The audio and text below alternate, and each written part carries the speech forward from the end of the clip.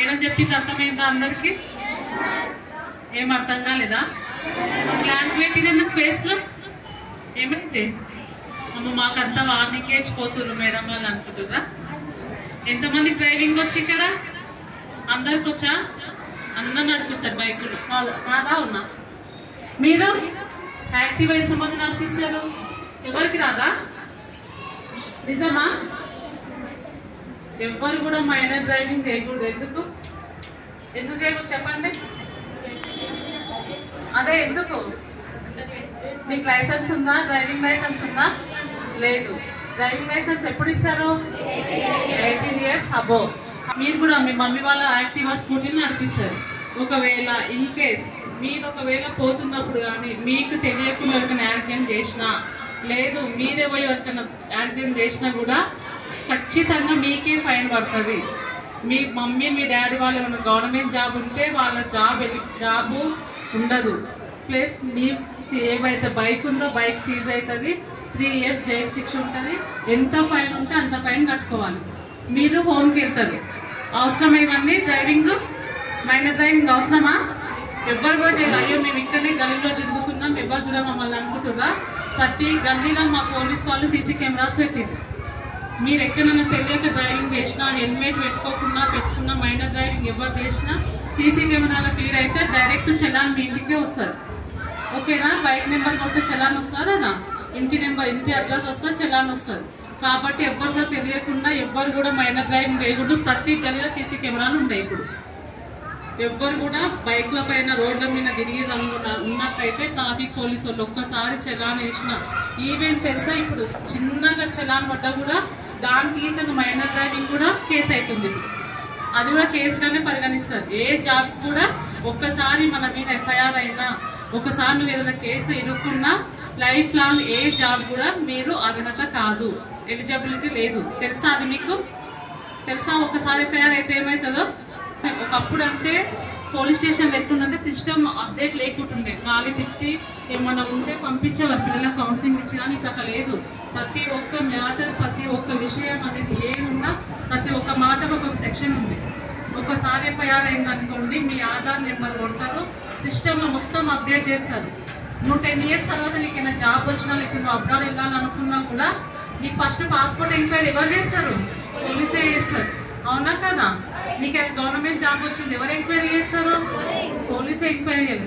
అప్పుడు కనుక ఎంక్వైరీలో ఒక ఆధార్ కార్డ్ నెంబర్ కొట్టినట్లయితే 10 years బ్యాక్ ఏదైనా కేసు ఉన్నట్లయితే రిజెక్టెడ్ అని రాస్తారు. లైఫ్ లాంగ్ ఏ గవర్నమెంట్ జాబ్ రాదు. దేనికి కూడా అబ్రాడ్ వెళ్ళాలనుకున్న పాస్పోర్ట్ రిజెక్ట్ అవుతుంది. అది అవసరమా? లైఫ్ అనేది జీవో వేసుకుంటారా? మేడం ఇంతసేపు చెప్పిందా లేదా? మంచిగా విన్నారా అందరూ? అర్థమైంది? అమ్మాయిలు good touch bad touch idea ఉంది అందరికి?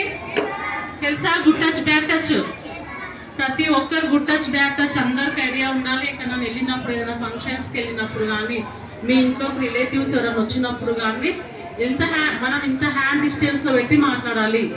ఎవరిని కూడా ఎక్కడంటే అక్కడ టచ్ చేయకూడదు. తెలుసా? Good touch bad touch idea ఉందా? మనం ఎవరైనా టచ్ చేసినప్పుడు మనం ఎక్కడైనా అన్కంఫర్ట్ గా ఫీల్ అవుతామో అది బ్యాడ్ టచ్. ఓకే? మనం డ్రెస్ వేసుకున్నాం కదా, ఈ పార్ట్స్ ఎక్కడ కూడా ఎవ్వరు కూడా టచ్ చేయడానికి లేదు, ఒక మమ్మీ తప్ప. మీకు ఏదైనా హెల్త్ ఇష్యూ ఉన్నా, ఏదైనా సంబంధం ఏదైనా చెప్పాలనుకున్న ఎవరికి చెప్పాలి? మమ్మీకి. ఏదైనా హెల్త్ ఇష్యూ ఉన్నా మమ్మీకి. కొంచెం ఏజ్ వచ్చిన తర్వాత డాడీ కూడా మనం టచ్ చేయడానికి లేదు, మన ఓన్ ఫాదర్ కూడా. కాబట్టి ప్రతి ఒక్కరు good touch bad touch idea ఉండాలి. టీసేఫ్ యాప్ తెలుసా అందరికి? ఎవరికైనా ఐడియా ఉంది? ఇది తెలియదు. ఇన్స్టాలో ఏం రీల్స్ చూడాలి, యూట్యూబ్ లో ఏం వస్తున్నాయి కొత్తగా, ఏం రీల్స్ చేస్తున్నా అది చూస్తారు కదా. తెలంగాణ గవర్నమెంట్ టీసేఫ్ యాప్ అని ఒకటి తీసుకొచ్చింది తెలుసా? ఎవరికి తెలియదు. మన మీ ఇంటికి మీ మమ్మీ వాళ్ళ ఫోన్లు కానీ, మీ ఫాదర్ మీ మమ్మీ వాళ్ళ ఫోన్ తీసుకోండి,